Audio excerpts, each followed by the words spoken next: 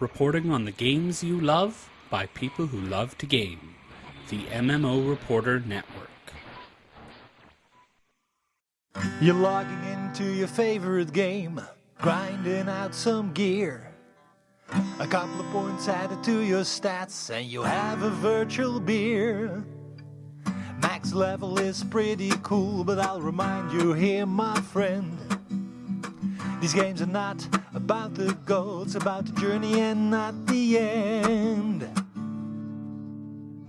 You're listening to MMO Reporter, brought to you by Audible.com. Get a free audiobook download at audibletrial.com/MMO Reporter. And by Doghouse Systems. Choose your weapon with Doghouse Systems.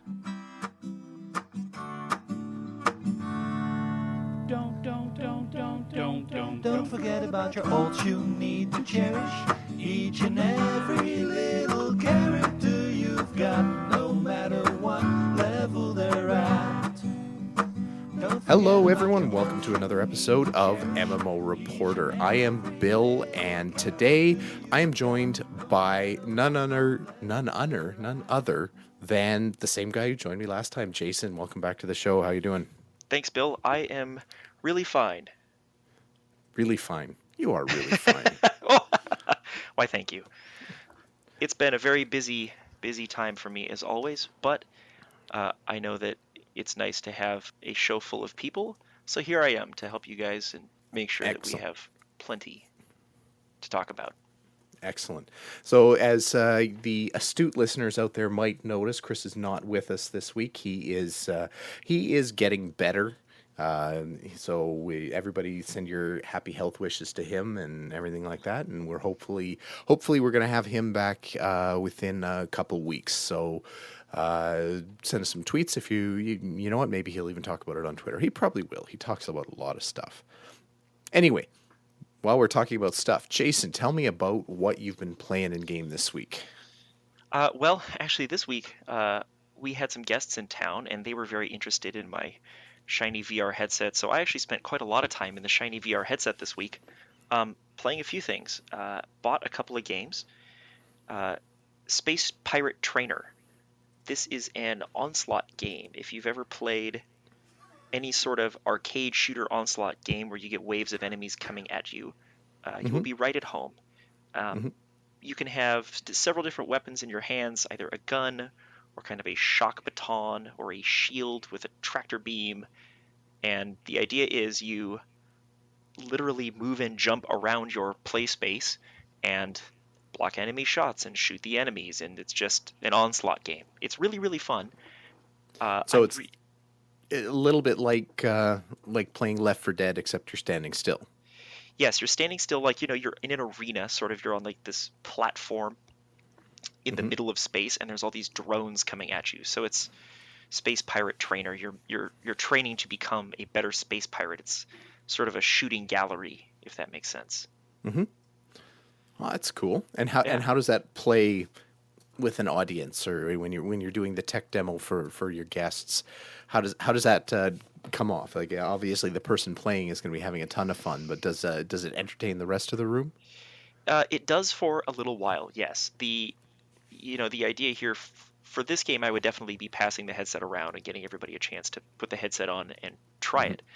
A lot of the games, in fact, I think there's only one game that's a little bit challenging with the monitor mirroring, but all the games really, they mirror what you see in the headset to the monitor. So whoever's around can see on your regular computer screen what's going on in the VR headset. Of course, they don't necessarily have it in 3D because it warps it to your eyes and everything to work correctly, but they can see what's going on.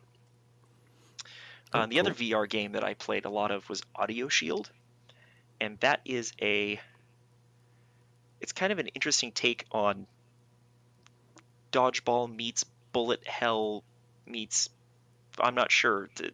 Let me try to explain it in a different way. You have two shields, one in each hand, and the game plays a song, music, whether it's either like a local MP3 on your computer or a YouTube video or what have you, and it creates orbs that fly at you to the beat and rhythm of the music, and you are trying to deflect all of these orbs as you play the game. Mhm. And it is fairly physical and fairly challenging. I think this is the closest that the Vive has gotten yet to anything that could be athletic. It certainly makes me sweat a lot when I play it, but then again, I am a nerdy gamer guy, not a Yeah. super athlete that spends all of his days at the gym. So that's probably a sliding scale as well. But it's really, really fun, especially with the right music. If you get into a groove, literally, it I it's see what you did it's a there. great time. Ha ha ha. Yes. Oh, right on. So yeah, actually, yeah, I watched the demo video that they put up on the Steam page for this game, and it looks wild. Like it's the, I mean, the makeup that they kind of do with the player character, if you will, or yourself, being completely blacked out and holding the bright colored shields and that kind of thing, makes for a neat video in and of itself. But yeah, I watched that and I kind of saw, oh, this is, like you said, it's kind of like half dodgeball, half rock band mashed together in VR. Yeah, if you've been a fan of rhythm games, it's a pretty good time. The the engine that makes so people like in Rock Band, people made um, the songs and the rhythms and those are curated by humans. This mechanism is entirely machine logic driven and automatic. So if you pull up a YouTube video for an obscure song that nobody that has ever done, it will actually take 30 or 45 seconds and say, okay, hang on, nobody's played this before. We're going to process it and then let you play. So it takes a second and then it lets you play it. And it is not always perfect. Sometimes you are doing some things that don't seem to be on the beat or seem to make much sense. But other times it's amazingly perfect and fantastic. Oh, that's And cool. it definitely gets very hard very fast as you turn the difficulty up. I cannot keep up with the elite difficulty in any way. I need a lot more practice before I'll be there. Oh, that sounds fun. Hmm.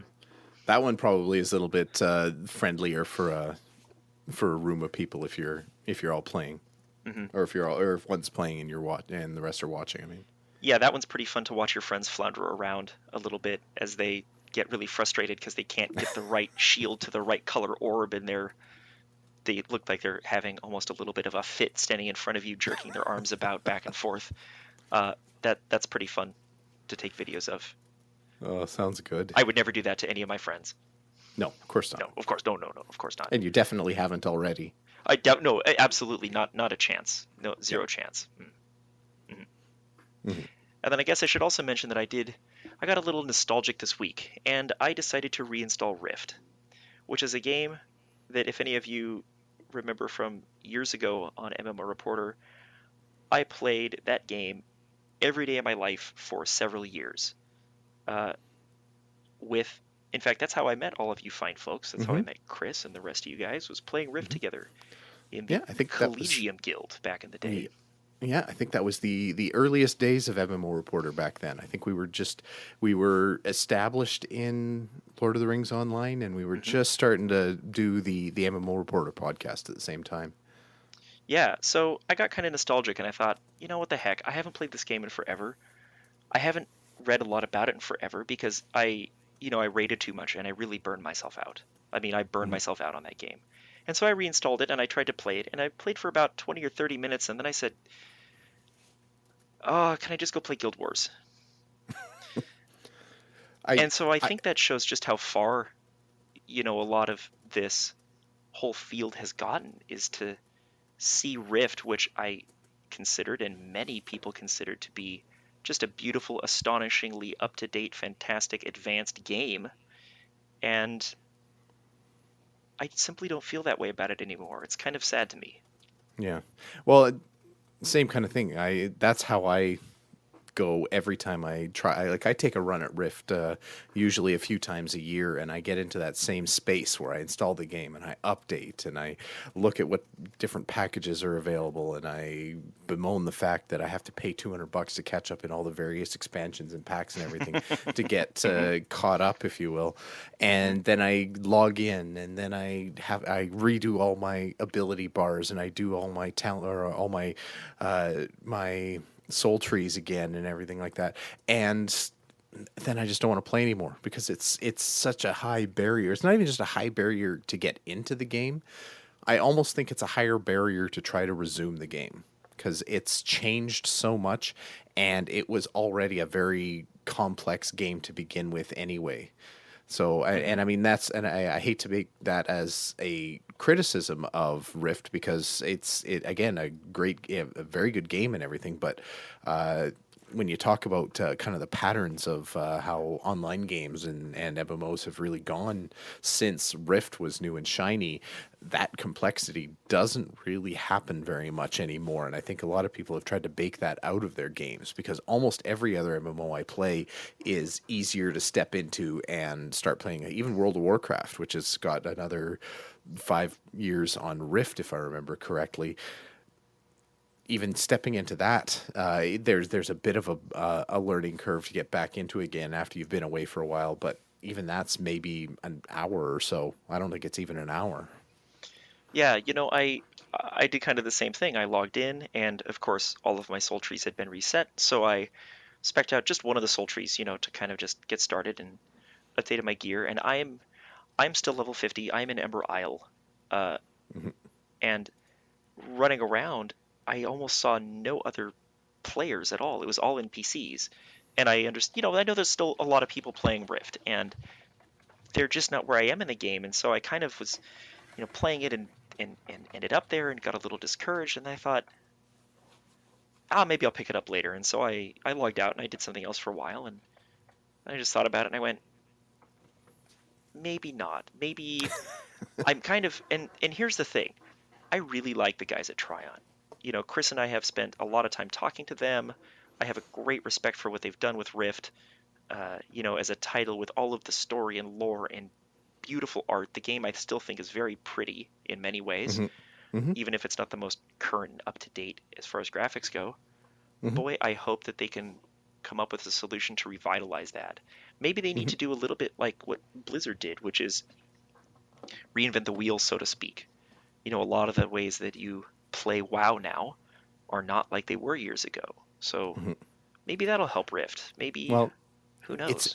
It's a trick because WoW did some interesting things. They've changed the game a lot and they've streamlined a lot of things, but at the same time they found a way to really tug at the nostalgia strings for people. So that's whenever they release a new expansion, it seems like they've really figured out that we've got to somehow harken back to the old WoW and the old days and touch on something that was around in the first couple iterations of the game and that kind of thing. So, I mean, on a lesser scale, I don't know if Rift ever had enough uptake to be able to do that for people, to somehow recreate the chaos of rifts tearing open in the middle of newbie zones all over the map in the very earliest days and kind of recreate that feeling and that lore and what was going on there. I almost wonder if you could take Rift and make a whole different kind of game out of it. I really fell into the lore of the world in those early days, and that's one of the things that I really like about playing games. I never seem to play a lot of games that are exceptionally simplistic with their stories. I always, I fall into games for the stories. And so I wonder if they could make some other immersive game out of it in the world. Yeah, I don't know, like almost as like a standalone RPG kind of thing. I've kind of wondered why game companies haven't really done that more in the past.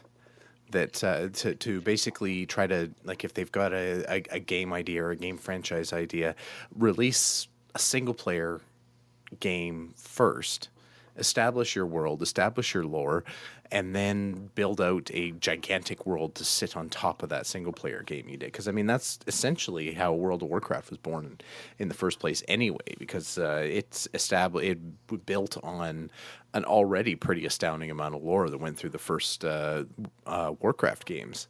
So, but then again, I mean, I say that like it's a Oh, like falling off a horse. Just do that. It's easy, right? And Oh, clearly, yes. making, Just you're writing story and painting pictures and art. Art yeah, is so easy. Haha, why yeah. doesn't everyone do it? Right, okay, Just throw a game out there. It'll be easy. Just do that first. Why not? yeah. Well, I mean, this is successful in other franchises. Take Yeah, Pokemon and Final Fantasy and a yeah. lot of these other massive franchises where they've done just that. A good friend of mine just bought World of Final Fantasy, the latest iteration, which is kind of like, I don't know, it's weird chibi characters that stack on top of each other, and it's Final Fantasy because you still have the same sort of Final Mhm. Fantasy style team fights and the whole thing, and it's really fun to watch. I don't really know anything about it other than I've watched him play a little, and it's a totally different departure from Final Fantasy. Yet Mhm. when you look at the game, you can still very clearly immediately recognize this is Final Fantasy. Yeah. And so I think that if you can find a way to branch your IP into other areas, I think an RPG, like a really good first-person immersive RPG, would be wonderful for Rift. Mhm. I think you could do that and have a measure of success if you could get people really interested in the lore of the world, which is really deep. Mhm. It is actually. But maybe that's just my nostalgic heartstrings being tugged, and it would Yeah. actually be a tremendous failure. So don't hold me accountable if you try it and it doesn't work. I'd buy it. Isn't that enough? I would totally buy this game. I would absolutely buy this game. There you go. Yes. Any other games you'd buy?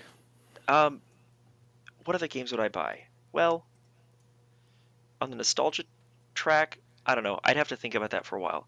I did play another game this week, which I'll warn you up front. If you're at work, you probably don't want to Google this one. But I played some Shadow Warriors 2 this week, which flies in the face of everything that is politically correct and modern about the way that we try to interpret society.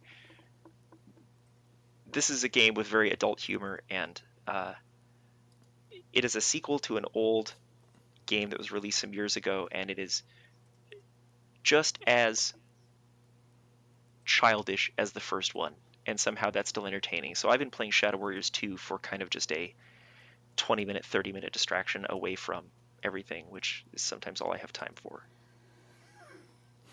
So what is it? Just like a It is action brawler, or Yep, first player hack and slash with what's actually turning out to be a little bit of an intriguing storyline that I found pleasantly surprising. But I played the original Shadow Warriors, years ago when I was a youth, and the second one is really much the same thing. But yeah, it's just a hack and slash ninja gunman sort of action first person shooter game. Mhm. Interesting mechanics. I mean, you can go on Steam and kind of see a video and understand within about 10 seconds what the game is all about. Some interesting ninja mechanics, some interesting sword fight abilities and things, but nothing earth-shaking or groundbreaking, just an updated old classic.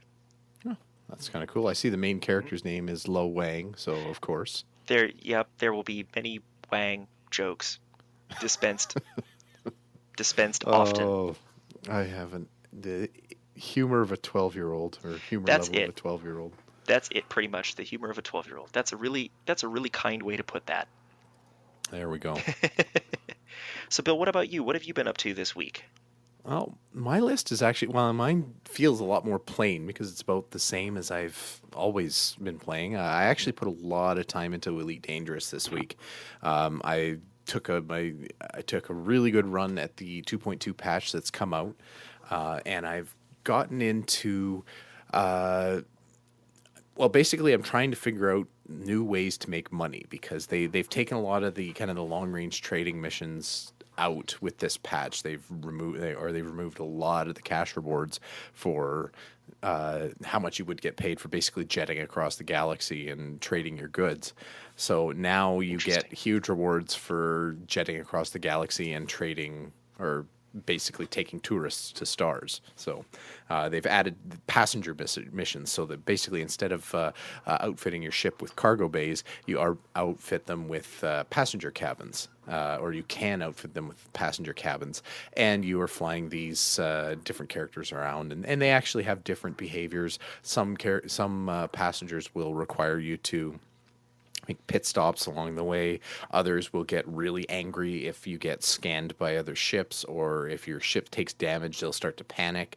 If they panic to a certain level, they'll just eject themselves into space rather than fly around with you anymore, because that seems like a really good solution to that problem. But Yeah, right up there with it's venting all the air out of their cabins.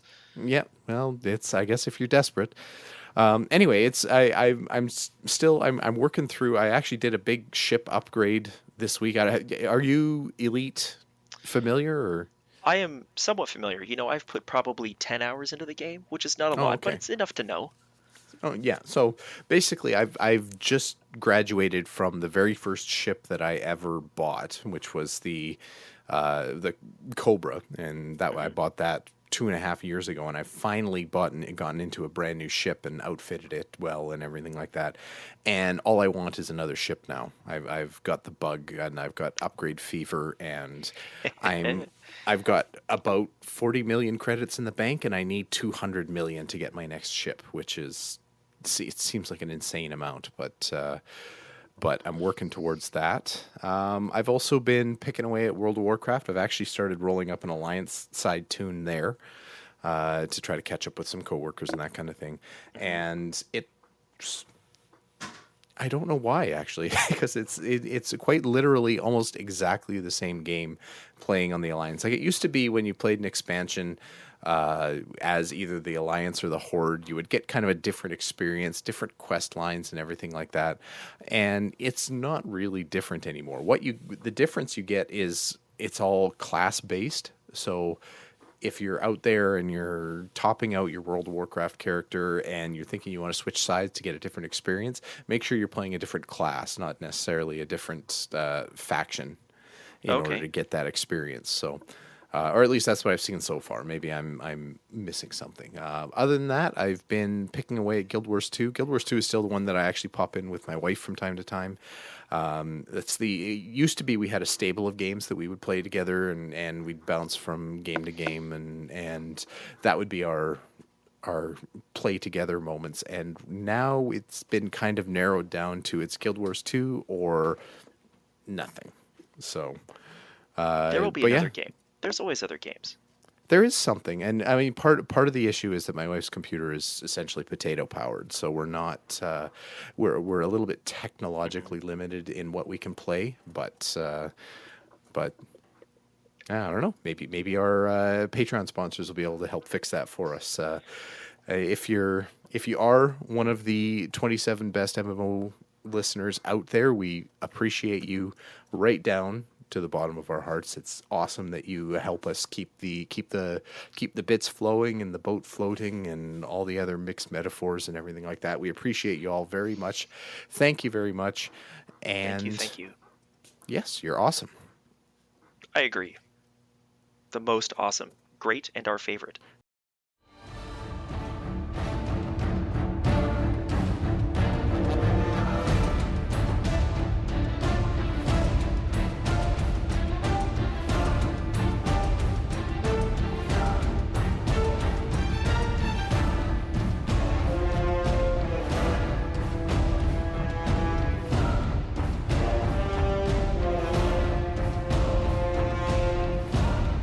So there was a little tiny event down in California this weekend by a small game company. You might have heard of them here, called a Blizzard. Blizzard put on BlizzCon this weekend, and yet are they? again, yeah, well, you're going to find out. I will, yes. It was another event that I didn't go to and felt sad that I didn't go to. It's BlizzCon is totally on my bucket list to see. I've thoroughly enjoyed my PAX experiences in the past. I just everything I've heard. I've had a few people that have done both PAX and BlizzCon, and they love both, but they're both completely different events. The BlizzCon event is a lot more about actually playing, getting your hands on what Blizzard is working on at the time and everything like that. Whereas I have always found PAX to be a lot more about kind of the pageantry, the peasant presentations, and the showroom floor is almost like the second most important thing that's going on there. But Yeah. When in the early days of BlizzCon, so before BlizzCon, because I'm old, I guess, and remember when Blizzard was at PAX, get off my lawn. when I remember when Blizzard was at PAX before BlizzCon, and they had an enormous booth going on, and they had all sorts of that stuff. All the stuff that they do now at BlizzCon, they used to do at PAX. And then BlizzCon came around because they realized that they were big enough, important enough to run their own little fancy show. And then it became just what you described. It became a little bit of the pageantry to try to still participate with the community, but they do kind of undermine their own show if they present all of those things at PAX. They want to draw people to BlizzCon, so they do all of that there. And it makes sense, even though I wish they did it at PAX, since I can't go to BlizzCon either. Well, and they have it wasn't this year, but it was the year prior. They had a small presence at BlizzCon where they were starting to talk up Legion and that kind of thing. I think Overwatch was still a glimmer in someone's eye at that point. I can't remember or if it was just a brand new announcement. In any case, it was anyway. BlizzCon happened. We'll stick to the present. This actually happened this weekend. So, of course, they did updates. They announced updates for World of Warcraft and Diablo 3 and Overwatch and Heroes of the Storm, Hearthstone, and we'll touch on all these. But the first and foremost, obviously, because we are MMO reporter, I'm going to mention all the drops that they talked about for World of Warcraft. So they actually mentioned 2 different patches. The first patch 7.1.5, which is coming up, which is a patch that we already knew about. This wasn't as big of a reveal or exciting or anything like that. They talked about the new Nighthold raid coming to World of Warcraft. So this is them releasing their second raid to World of Warcraft. The first one was the Emerald Dream. And people have been running that for a little while, although I think people have been a lot more interested in running the 5-man Karazhan premium dungeon experience that they released as well. And I think that's actually been the bigger hit. But anyway, they're going to be continuing the lore story and everything like that with Nighthold, which I don't know one thing about yet because I haven't run a single raid yet, but I will someday. Chris is going to drag me along. I'm sure he will, and I'll be happy to watch you guys play. I think that the 5-man dungeons, you mentioned that it seems to be a bigger hit, and I think it's just a little bit more popular to do the 5-man dungeons. Not all players will end up in a raid group, and I think that the dungeons just get. If you were able to get their server statistics, you'd find that probably there's a lot more groups running through the dungeons than there are actually running the raids. Oh, I wouldn't be surprised. And the interesting thing that they did, this patch, the Karazhan dungeon that they released is actually a throwback. I'm talking about World of Warcraft throwing back to nostalgia. This is a dungeon that they actually had in a previous expansion. I think it was actually Burning Crusade is when it first came out, which would have been... Burning Crusade was the first expansion that World of Warcraft ever released. But anyway, they're redoing Karazhan with kind of the similar environment, but new bosses and events that kind of harken back to the old dungeon fights, but aren't actually those fights. It's also kind of the premium dungeon experience too, because every other dungeon you can run to your little heart's content every single day, except Karazhan. Karazhan actually has the same raid lockout timer that the World of Warcraft raids do. So you run Karazhan once a week, you get the rewards from Karazhan once a week, just like you were running a 10 or 25-man raid, except it's a 5-man dungeon. So it's kind of a 5-man raid is what they've built. A little bit, yeah. And it's been really popular. And I mean, maybe I'm just talking in my own circle here, but that's all anyone that I talk to ever wants to run in World of Warcraft. The other dungeons are just old news, and the raids don't seem to have got the same uptick yet. So we'll see how that proceeds. Maybe I'm just, like I said, maybe it's just my own perspective, but that's what's coming out there. And they also mentioned they talked about this as really kind of an evergreen patch. So they're evergreening patch. So they're doing some class tweaks and that kind of thing to help maybe some of the underperforming classes get back into raid performance levels and that kind of thing. So that's coming in 7.1.5. The big one though that they announced is patch 7.2, which I guess when you look at it from a numbers perspective should have been obvious, but here we are. Hey, they could have done 7.2. 7.1.7 or something. I mean, there are a lot Yeah. of numbers. In fact, I think there could be infinite numbers between 7.1 and 7.2. I mean, that's just I they could guess never. if you want to get technical about it, yeah. But Sorry. that doesn't seem to be very BlizzCon. 7.1.7 doesn't really seem to be very BlizzCon worthy. So 7.2 is going to be the another big push into the story of World of Warcraft. They're going to be carrying on the single player quest lines a little bit further. They're going to be adding to your personal story, your personal artifact weapon. Are you familiar with the artifact weapons in World of Warcraft at all? In name and kind of in concept, but none of the particular weapons. Oh, okay. So they're basically taking that principle and thankfully they're actually expanding it. So the weapons become a little bit more powerful. You get to train them a little bit more. They get new looks. They get new like new skins that you can apply to the weapons in this patch. So that's going to be kind of cool. The big thing that I think a lot of people are getting excited about is actually they're reintroducing flying mounts in this patch, Hey. which is going to be huge because everybody Yes. loves flying. That said, not many people are going to be flying on day one because the flying ability in World of Warcraft is going to be locked behind huge achievements. You're going to have to discover every zone. You're going to have to be maxed out with every faction in the expansion, and there's other things you're going to have to finish. You're probably going to have to plunk down an amazing amount of gold because they really want to gate flying as a very difficult benchmark to reach. I think practically the World of Warcraft developers hate that they ever invented flying because they can't put that genie back in the bottle. Every time they try to pull it back, the community complains and rages because it's so convenient and you get to enjoy the world in a completely different perspective when you're flying compared Yes. to being stuck on the ground and everything like that. But it also makes it a lot harder to design the game because all of a sudden everywhere is completely accessible and you can't hide anything behind densely packed mobs or jaggy landscape or anything like that. So Yeah, flying is something really unique and interesting. Even in Guild Wars doesn't have Guild Wars 2 doesn't have flying in the same way that World of Warcraft does, but the gliding mechanic in Guild Wars 2, I have been astonished at how it makes you just appreciate all of the other things that the artists did that you've never been able to see before. well, it makes it more fun too. Like when I get stuck in a zone that I can't glide in Guild Wars 2, I feel just like lead feet kind of thing.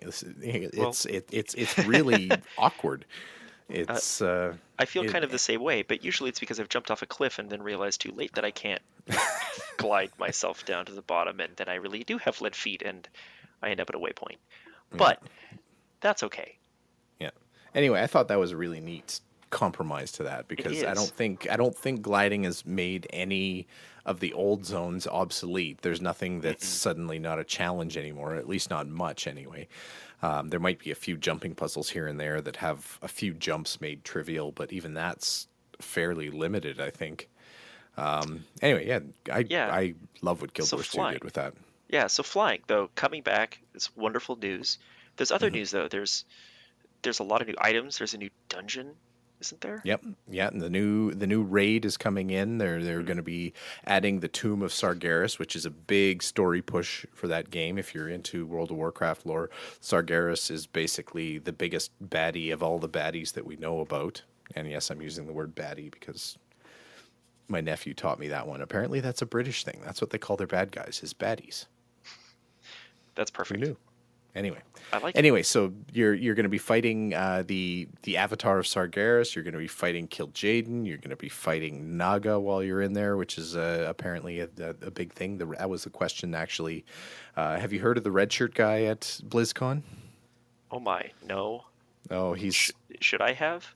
he's this basically an internet celebrity now who he basically comes up and he asks a question at every BlizzCon, and everybody loves him now because his very first question was this tiny little nitpick on the lore in I can't remember which zone it was. I think it was a dwarven fortress in World of Warcraft. Anyway, and he just completely stumped the devs that were on on the stage to the point where they were like, "Oops, I guess we screwed that up. We'll have to fix it. Thanks for pointing it out."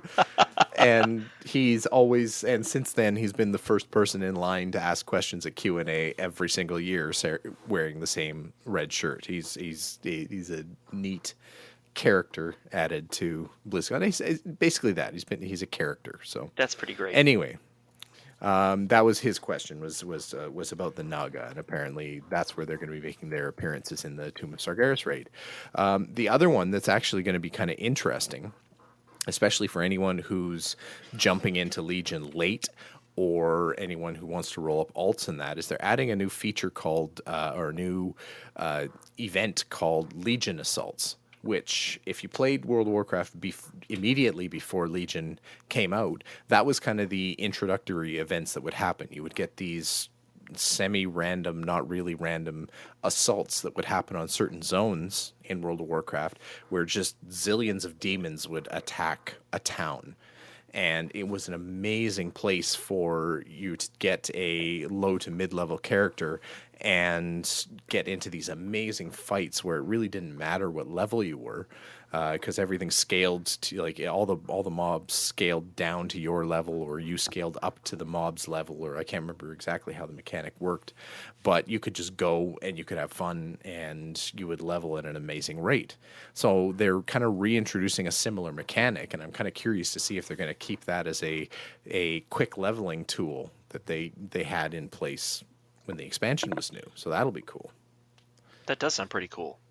So anyway, so if you're looking to start up again in World of Warcraft, then that's probably going to be a good time to do it. Unfortunately, it looks like that's probably not going to be until almost springtime this year, because they're not planning to even put this on PTR until after 713 goes live, or 715 goes live, which I talked about earlier, and that's not going live until January. So we've probably got to wait ahead of us for all this, but it was still cool to see it pop. Yeah, it's nice to have the announcement, and it's nice to have, a late Christmas present coming to us in the way of some cool patches. Yep. Except, well, anyway, my holidays are too early for this. I was going to say I could do 7.2 all day during my Christmas holidays, but I'm going to be back at work when this lands. So anyway, 1 hour a night. That's all I'll allow. There were other games that Blizzard makes. Diablo 3 actually announced some pretty interesting stuff. So the rest of these we're going to go through a little bit quicker, because this is MMO Reporter, and that's their only, and World of Warcraft is their only MMO. But Diablo, we're coming up actually for a little bit of trivia here. We are coming up to the 20-year anniversary for Diablo 3. It was released in fall of 1996, and I still remember walking by the store and seeing that box up on the shelf and thought, oh, that's the coolest thing in the world. I think that was one of the very first games that I bought because the box was cool. I didn't know thing one about Diablo at that time or anything like that, and I got it, and I was addicted horribly to it and everything. But I actually bought that game because I liked the box. Yeah, I think I might be a couple years younger than you, but in 1996, I was still firmly under the death grip of my parents' finances, and I remember walking through like a Toys R Us or someplace and seeing that and going, "That's so cool!" And my parents wouldn't have a thing to do with it, not even consider it for a moment. So no. I unfortunately I came into Diablo well into the Diablo 2 days, and I never spent a lot of time with the original, but I played the heck out of Diablo 2 a long time ago, and I've played quite a lot of Diablo 3 as well. Not so much recently, but a lot of people are still saying that Diablo 2 was the peak of it all anyway, but this has me excited is what I'm getting at here. This has me nostalgic and excited, so I'm really hoping that it works super well. So what we've got is a couple announcements. First, I'm going to mention the Necromancer class, because that's the one that was really teased leading up to BlizzCon. There were a few screenshots leaked of a Necromancer type character that looked like Diablo art resources and that kind of thing. So that was officially announced, and they were trying to decide if the leak was that the Necromancer was going to be the harbinger of Diablo 4, or if it was going to be an add-on for Diablo 3. And we found out that it is going to be a DLC pack for Diablo 3 that's going to be called The Rise of the Necromancer, coming out in 2017. So that's cool. They're also announcing the Diablo Armory, which is going to be patched into the game.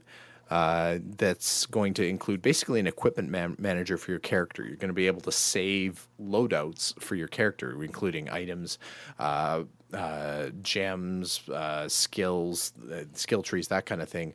So instead of having to manually respec and re-equip your characters for whatever reason that you want, you're going to be able to swap easily. So that's kind of a cool thing. This is also something I'm super excited about, because that happens a lot. You know, I've got a character, and you go to play with a group of friends, and well, I want to play this guy and I want to play that guy, and okay, I can take my barbarian or whoever, and you log on to your barbarian, and you realize that the last time you played you were a tank, and now you need to be DPS or anything, and it's like, let's go. Oh, hang on, I need another 2 minutes. I'm still trying to figure out where in my massive inventory all this gear is. Oh, it's on that other character. Hang on, let me switch. And now, oh, but wait, hey, oh, no, this is a tremendous feature that they're adding, and it's going to do really well for a lot of people. It seems obvious, but it's now brilliant that it's there. So, anyway, so this all leads up to my favorite thing, and this is because I'm old. I am very, very old. But in celebration of the 20th anniversary that we were talking about earlier, Diablo 3 is going to be adding an adventure mode that is going to recreate many of the key events in Diablo 1. So I don't think they're recreating Diablo 1, but a lot of the bosses that you fought in Diablo 1, a lot of the story events and that kind of thing are going to be replayable in Diablo 3.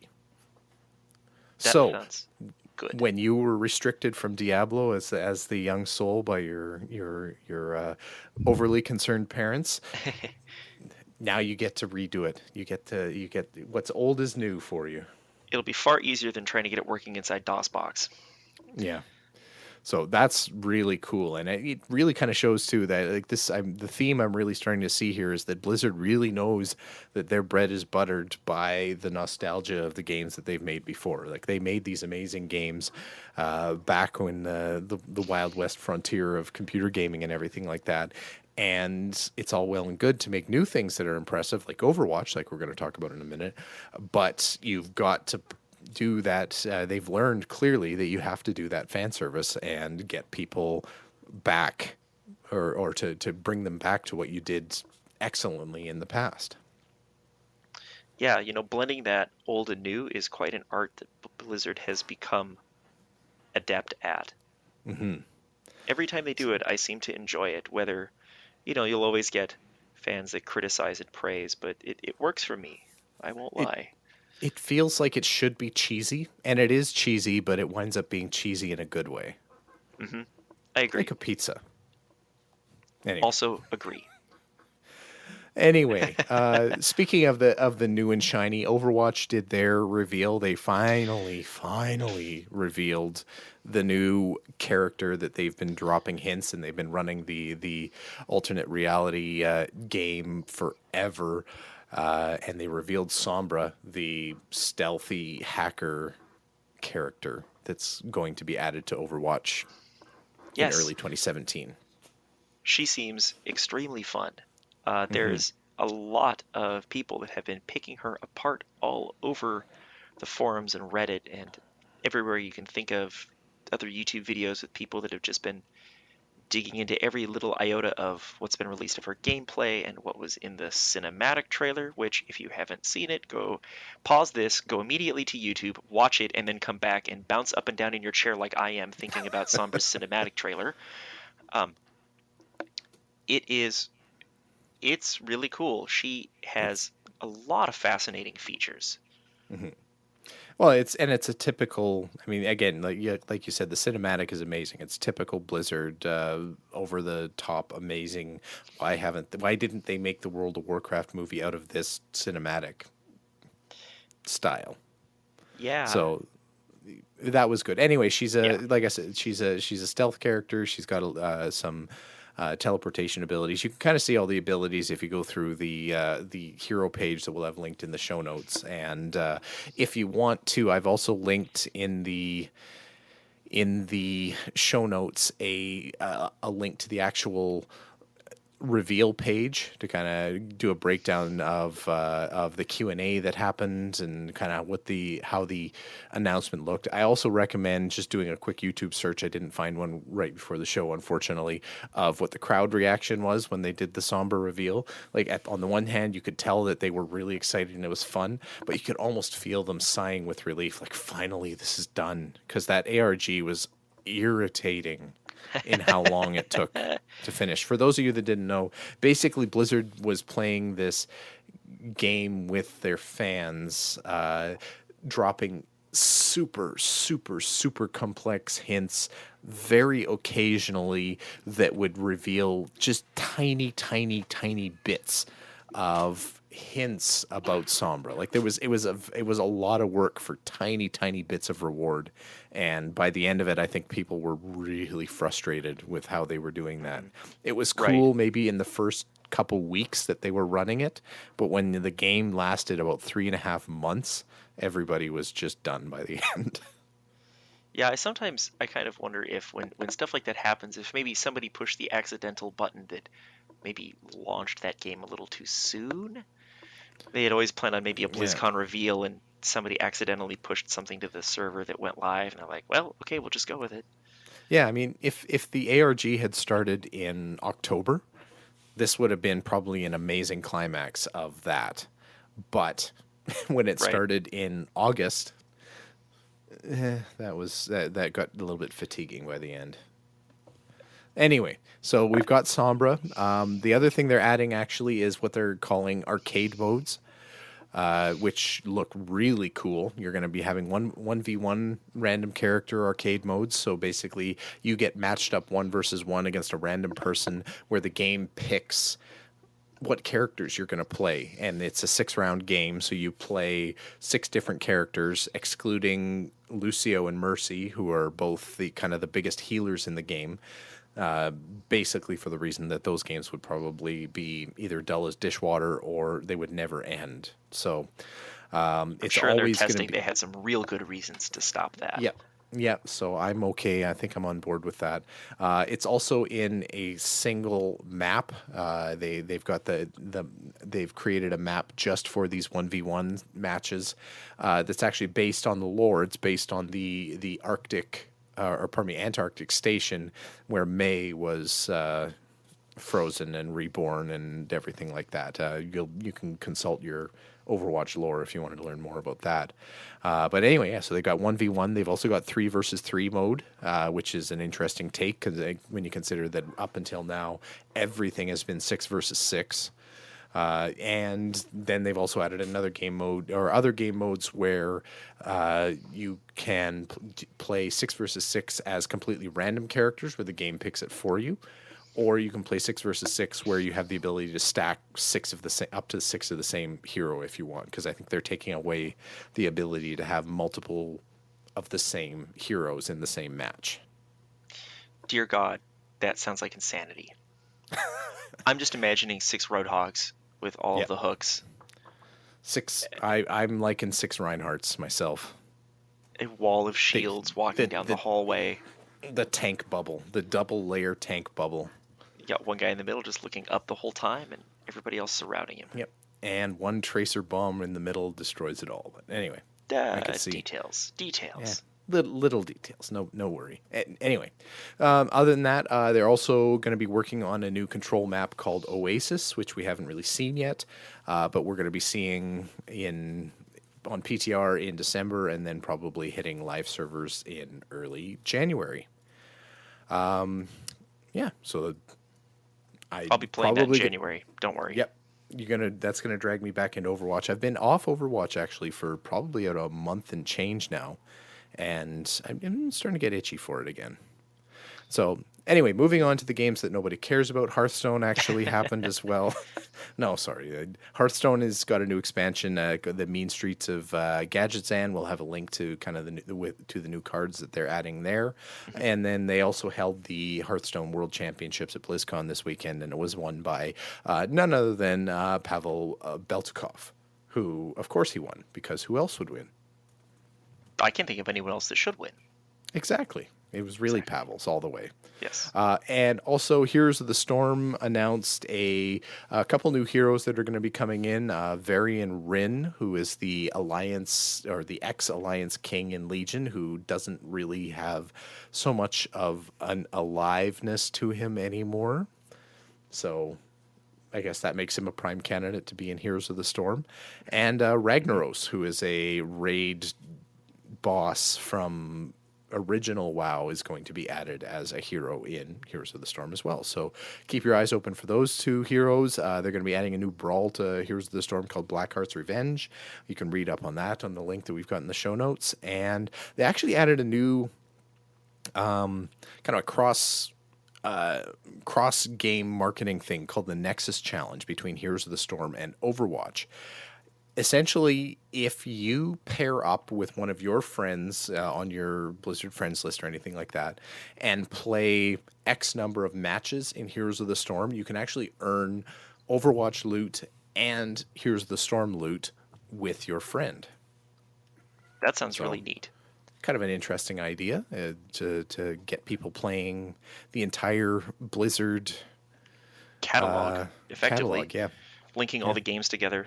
Yeah, I have a Heroes of the Storm portrait in Diablo because I've played Heroes of the Storm a few times. Mhm. That game didn't really stick with me. You know, it's fun enough, but it's just not my kind of game. But I have the portrait where everyone goes, "Wow, you must play a lot of that." No, you just had to log in a couple of times, and that was about it. It really feels like a little bit of the redheaded stepchild of the whole Blizzard library. I mean, Hearthstone is the mobile game of all mobile games, except for those stupid Clash of whatevers. Candy Crush Saga, Clash of Candy Crush Saga Titans, something like that. Yeah. Anyway, Heroes of the so Storm. I mean, Hearthstone's big. Overwatch has obviously been huge for them this year. Diablo's been around for a million years. World of Warcraft is still pulling in 10 million people and being a huge MMO that way. And then Heroes of the Storm, which doesn't feel like it moves the needle very much as far as MOBAs go when you're comparing it to Dota and what was Valve's one again? Dota was Valve. League of Legends. Yeah, League of Legends, right. I try to forget League of Legends as much as I can. Blizzard is definitely putting their money where their mouth is. They're really pushing the esports.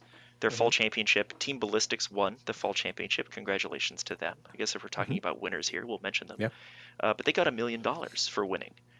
So they're sweetening the purse. So they're definitely going to be at those pay scales. They'll be bringing in some top tier talent to play the games. But somehow I feel like it isn't gaining traction on League.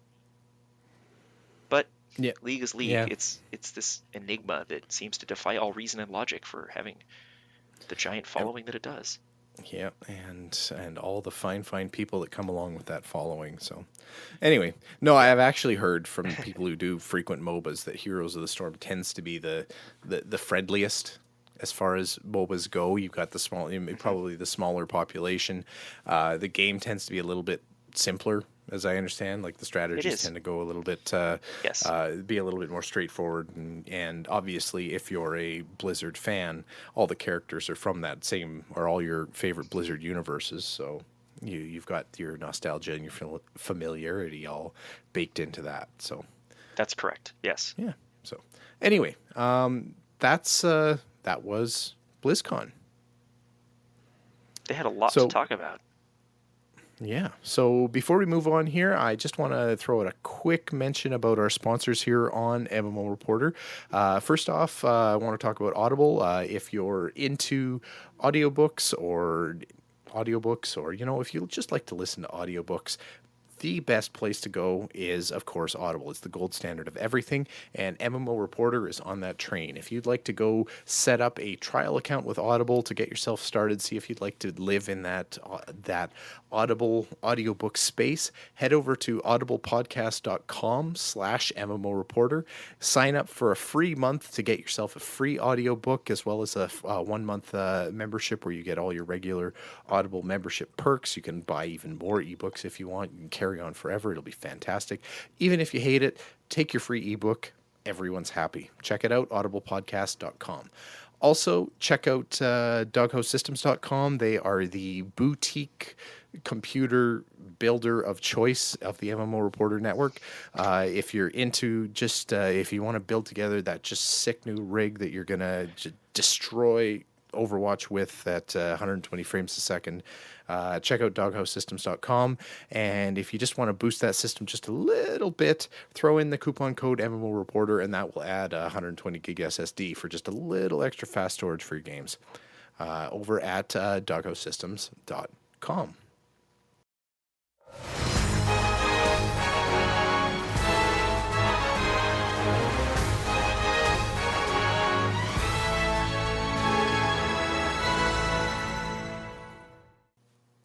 Well, Bill, we've talked a lot about Guild Wars 2 tonight, but there's a few more things that they still had up their sleeves to talk about here. Just a couple of days ago, we got the November 1st game update for Guild Wars 2, and they have done a lot with the booster packs or loot boxes or whatever Black Lion magic chest of magic beans or whichever name you want to give them. Yeah. They've changed them a lot. They have, let's see if I can come up with a synopsis here. There are different die kits. There are no more booster drops. There is a guaranteed seasonal item in every chest. There's a guaranteed convenience item. There's a guaranteed progression improvement item. There's wardrobe unlocks and all sorts of just random things, but it's all cosmetic. It all doesn't seem to there doesn't seem to be any real gear in the loot boxes. Mm-hmm. Which is, and I think that's sort of what they've aimed for, because I think from the beginning their Black Lion chests were really meant to be cosmetic adds to your character and everything like that. It wasn't supposed to be a premium, like a source for premium drops or anything like that. To kind of, I think they were trying to dance that fine line where they wanted people to drop real world money to buy the keys so they could open these chests, but at the same time they didn't want to offend the people who were actually playing the game to get their loot, and they didn't want people getting their legendary precursor because they dropped $100 on the store compared to the person who played for 500 hours and finally got the drop that they've always dreamed of. So, right. Pay to win is a fine line to try to walk without, you really want to reward the players that are able to contribute a lot to the companies because they're helping you meet your bottom line. Mm-hmm. But at the same time, the tremendous rage that every community experiences when somebody discovers a pay to win mechanic mm-hmm. in something like this is hard to beat. So yeah, exactly. On the one hand, you've got to take care of your customers, but on the other hand, the game still has to be good. And if the game isn't fun because people with cash are automatically elevated to a new level, then people aren't having fun anymore. They just feel like second-class citizens, and that's the death spiral. But so, like I said, there's a fine line to walk here. That said, the Black Lion chests that they had before were essentially trash. Like, I would get drops for keys every once in a while, and it was almost a chore to have to open those things. Every once in a while, you'd get a decent die that I didn't have before, and that was fine. But I got so many of those dumb, like the Black Lion auction summoner or the Bank Account Express whatever in a game where you can teleport so easily everywhere for so cheap. Those, basically those items were just eating up inventory space. It was almost a hassle to get them, to the point where if I was in a zone where I didn't want to teleport out, for example, I destroy those items sometimes because they weren't even worth the inventory space. So looks like they're dropping those from the chest. I kind of like the idea that they're guaranteeing that every chest is going to advance your character in some way, whether it's a new die that you've never had before, or whether it's a skin or something, a glider maybe. Yes. Those kind of things. That's good. I mean, if there's at least something, even if it's just a little tiny boost for your character, even if it's just that semi-rare die that you can at least unlock if you choose, or whatever, that's better. As someone that's achievement hunting, I really appreciate the chance to get an experience booster. Getting a progression booster is really nice. Yeah, that does help. I mean, the experience boosts are easy because even if you don't have a special purpose for them, you can still pop them and do anything and play any kind of style of the game and still see some benefit from them. Yeah. So what's interesting is that, when you look at the patch notes, it says booster drops have been removed, but there is what does the actual text say here? I've got it in front of me. Every chest contains an item that will progress your account in some way. Mm-hmm. That sounds like a booster. Well, So what are they doing? This is the question I have: is this a new thing that they're throwing in there? Am I reading too much into this? I think the boosters are like the temporary buffs. So maybe that's what they're dropping there, and then the character advancement or the account advancement is going to be some permanent unlock that you get to keep, whether it's... Or maybe they mean like you'll get jugs of karma or something out of it. Maybe, yeah. Although karma seems to be a gameplay currency only, because I think the only way you can earn karma is by completing something. Like you can get it in World versus World, if I remember correctly. You can, because I haven't World versus World very much, but you definitely get it from completing hearts in the new Ember Isle zone. So yeah, hearts have always given you karma. Yeah. There's a lot of ways to get karma. Sometimes you can disenchant it from weapons that needed karma. This is interesting. I might pick up a couple of keys and open some chests. Yeah. Well, and that's... see if I really perceive a lot of changes in them. And that's kind of the thing that, I mean, on the one hand, I think it's good that they're making the chests more valuable, but at the same time, I've always had this kind of leeriness about loot boxes in general, because it feels like it's that one style of commerce that's really survived the big free-to-play revolution in MMOs, that there was a whole bunch of microtransactions that everybody really grew to hate, but somehow loot boxes combined the general cheapness and low cost with feeding a gambling addiction in people, and somehow that became the okay thing to carry on. So I'm always just a little bit leery that this is where effort goes in the game, or that there's anything that's really... basically that loot boxes are a thing. Like Overwatch drives me nuts for this. I hate that basically every bit of progression that you do in Overwatch comes from these random loot boxes. I mean, I know it's not meant to be a progression type of game. You're not leveling up in that game. You're just there shooting and having fun, which is good in its own part. But if you do want to unlock the skins and everything like that, it's all coming from these random loot boxes. And it's all from just spending hours and hours and hours and hours and hours and hours and hours playing the game, and there's no other way to get to it. And so I don't know. I'm still sketched out about that. How about you? Are you like, have you ever plunked down money for a loot box? I have not actually ever plunked down money for a loot box. I play these games. I had no problem paying for Rift as a subscription MMO when it came out. Mm-hmm. Guild Wars 2 has been easy for me to pick up and put down over time because it is not that kind of a game. Mm-hmm. And I have certainly spent money on items in the game, in the gem store, but I've never bought Black Lion chest keys. I've never spent money on that sort of gambling loot box mechanic in any game that I've played. It doesn't. Mhm. That's not why I play these games. That's not my particular interest. In Overwatch, I'll unlock skins and I'll unlock that stuff with the loot boxes, and it's kind of an interesting, like, ooh, what did I get? Oh, cool. And then my brain's immediately moved on to something else. I don't, run around when I get a purple skin unlock or something for a character I never play or whatever. I pay attention to the cosmetics, but I'm not going to go spend $50 to buy gold just to get a particular color dye off the auction house or something like that. It's not. Yeah. But there are a lot of people that really, really like that. And if this is a mechanic that makes a lot of their players happy and content, then I think it's probably fine. As long as it's, again, it's not pay to win. Yeah.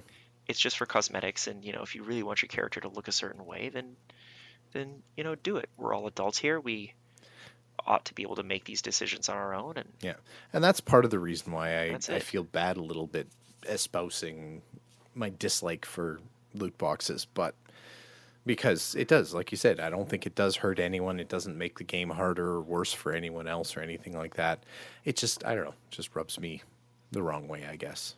But That's fine. anyway, That's fine. We welcome everybody to give us comments about this. Give us some insight. Tell us what you think. Let us know, and yeah. we'll have some discussion with you all Yeah, about it. if you bought loot boxes in a game, tell us what you were aiming for. I'm actually curious what somebody goes hunting for when they're buying a swath of loot boxes. So, anyway, moving on, we're just going to go through our through the quick mentions here quickly.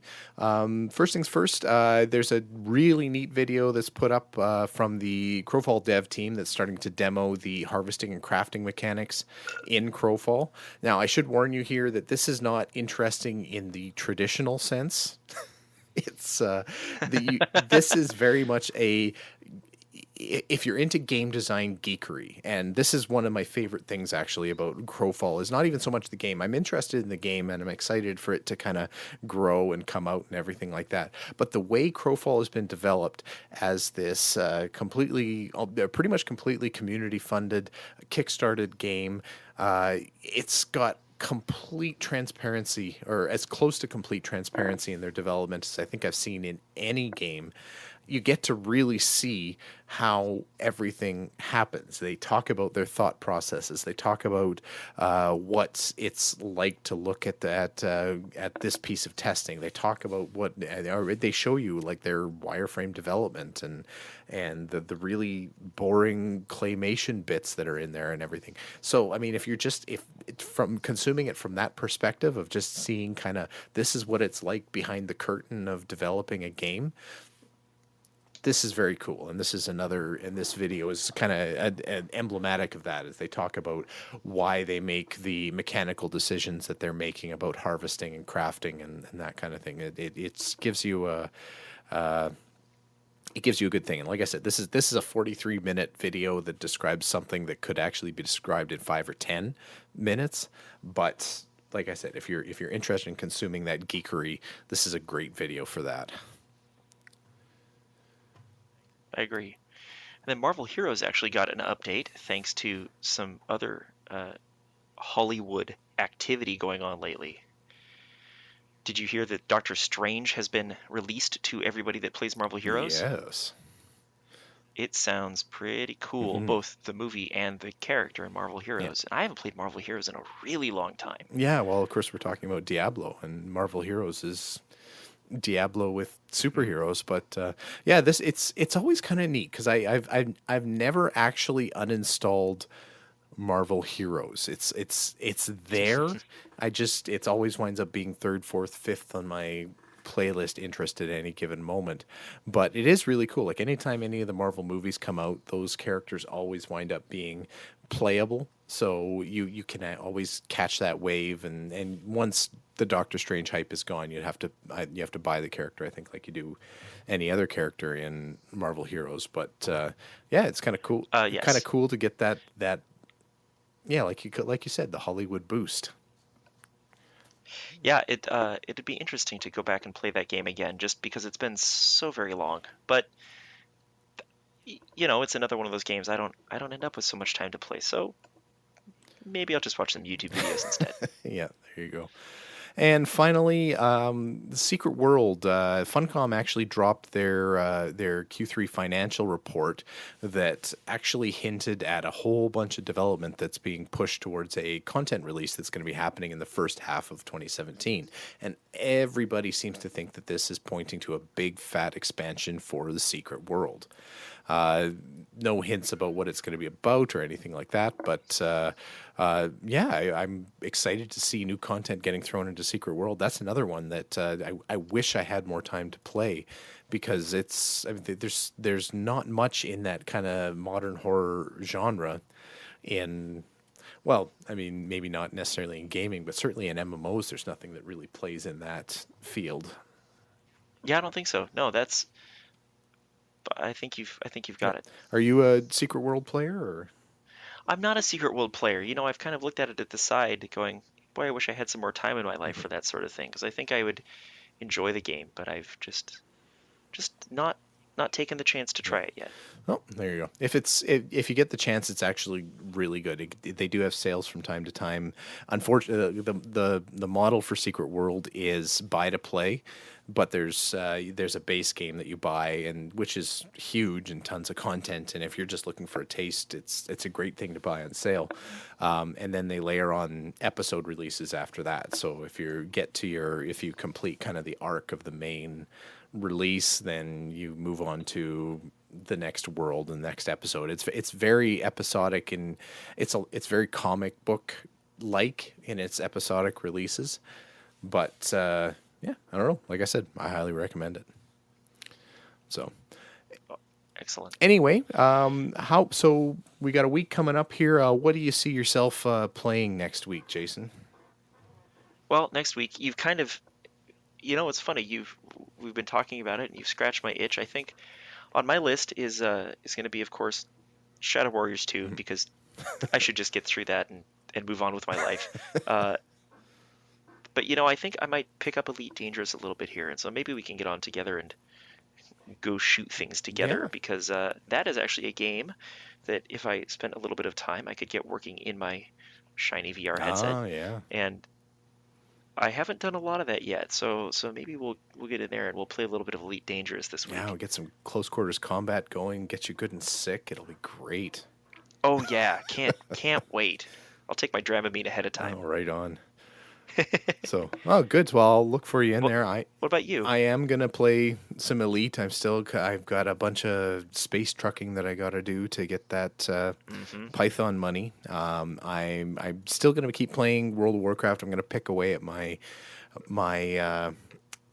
Alliance character, and if Chris is back on his feet, then I'll probably try to jump in and see if he wants to play anything.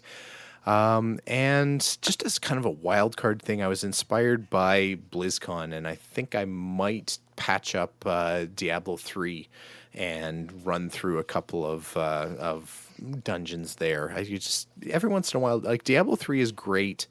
It's one of those games where sometimes you're in the mood to just kill 1,000 of something, and Diablo is so good for that. Yeah, it is. Sometimes you want to just be reminded what a total and complete awesome guy you are, and so you get into these games and you push buttons and massive numbers appear on screen and everything falls down and you're like, man, I'm awesome. Because you play World of Warcraft and you know what, you kill maybe 2, 3, 4 things at a time, and that feels good. That's a bit of an accomplishment. You go into Diablo 3 and then you kill 50 in one shot. You push a button and the screen is full of fire and everything falls down and you go, goodness. There we go. That's what I meant to do. So anyway, So that's what I'm looking at next week. So in the meantime, that is just about it for us. If you'd like to get a hold of us, there's a bunch of different ways to do that. You can visit our website over at mmoreporter.com. You can send us an email at mmo.reporter@gmail.com if you'd like to share any of your thoughts about this episode, or if you wanted to tell us about the loot boxes that you've bought. You can visit us over at facebook.com/MMOreporter. You can tweet at any of us, either at _reporter for Chris, at TurboSpark for Jason, or at MMO Bill for yours truly. You can give us a call at 616-666-6778. Leave us a voicemail. Let us know your thoughts on anything. Like I said, we love putting those voicemails on the show. Just need it to be about 50% swears. We don't usually go 50%. So watch that line. Otherwise, you can visit us on YouTube, youtube.com/MMO Reporter Network. If you're interested in helping us keep the network flowing, head on over to patreon.com/MMO Reporter. Or if you're not a Patreon kind of person, head over to MMOreporter.com/support for other ways you can help us out. So that's it. That is 275. That's it? That is. Already? I know, right? Goodness. Yeah. How did that happen? Thank you so much, Jason, for joining us, and it was fantastic to have you here. I realized we were dancing in the Blizzard space there a little bit heavy for you, but they're a great company that does a lot of great games, and just because my time doesn't get spent on them doesn't mean they deserve any less attention. There you go. Excellent. Well, thanks for joining us. Thanks for everybody for listening in. We appreciate it. We love that you're tuning in and letting us get all this gaming stuff off our chest. And we hope to see you all in game.